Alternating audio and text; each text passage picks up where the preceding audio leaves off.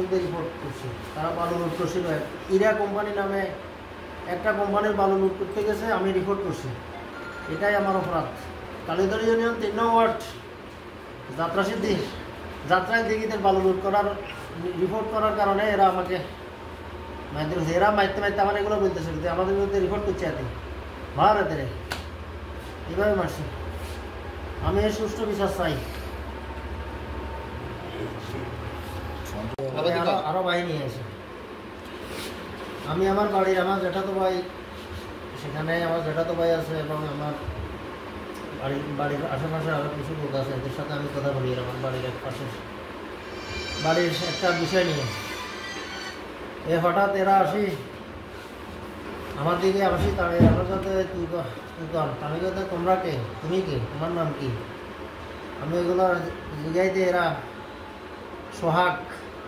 সোহাগের নেতৃত্বে মামুনে আমাকে এলোপাতারি কিল ঘুষি, তারপরে গাড়ে কিল ঘুষি মানে লাথি একেবারে সময় ফালাই সরতে আছে। রায়বাড়ির পরে 5-6 জন, আরও 7-8 10জন আসি মানে এলোপাতারি লাথি কিল ঘুষি এভাবে মারতেছে। তারা কারো কথা শুনতেছে না, তারা বলতেছে আমাদের বিরুদ্ধে রিপোর্ট করছ, এতে আমাদের বিরুদ্ধে রিপোর্ট করছে, এতে মারিয়ে লাগ এভাবে এখন মারতেছে। পরে জামাই ফারুকও দেখলাম আইসে হুন্ডা দিয়ে। জামাই ফারুক আসি, আমাদের জামাই ফারুকের সামনে এরা আমাকে মারধর করছে। আমি এদের সুষ্ঠু বিচার চাই। এরা বিএনপির রাজনীতির সাথে জড়িত।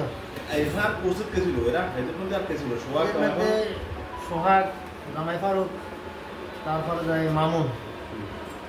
মামুন এগুলো সোহাগের দুর্দর্শ সন্ত্রাসী। এরা এলাকার মধ্যে চাঁদাবাজির